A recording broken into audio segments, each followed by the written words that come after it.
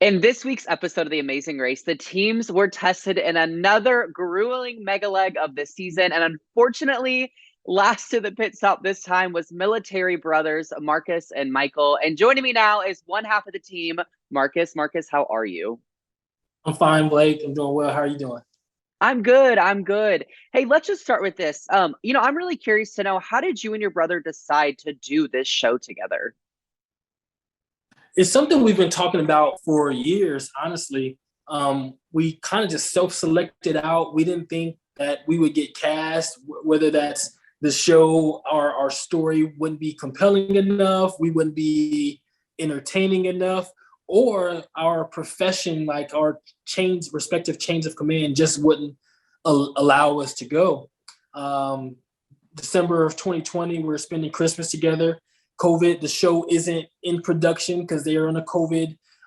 They're halted, but we looked at the website. There was no casting going on, but we're like, hey, we won't be together again for maybe a year, so let's just submit an audition tape now. A couple of bourbons, a couple of tequilas later, audition tape was sent, and so January of this year, we got a call from casting, and they said they wanted us on the show, and it went from there.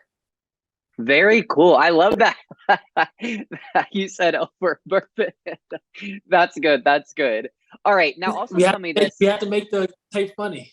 Yeah. Hey, there you go. Whatever it takes, whatever it takes. Something that's been really fascinating to me about this season is that we've seen a lot of like fluctuation in rankings every pit stop.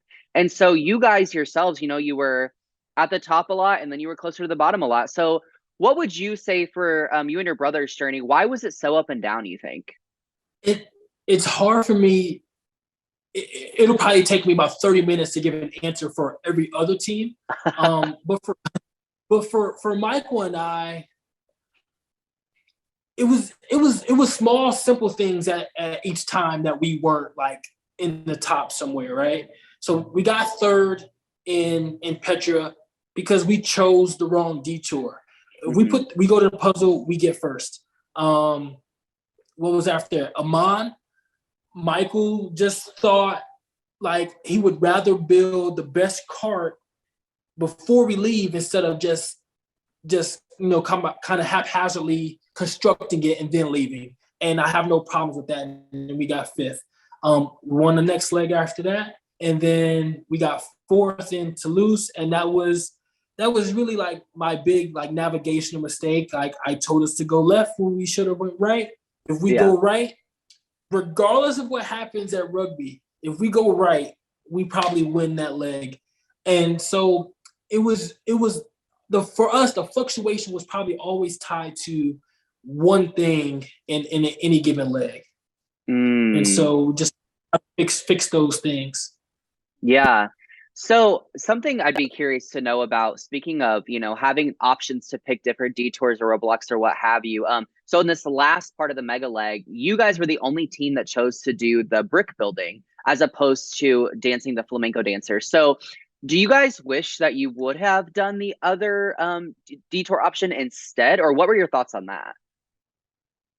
We realized that we were last. And when I say that, I mean like we were going to get to the pit stop last, regardless of what we chose.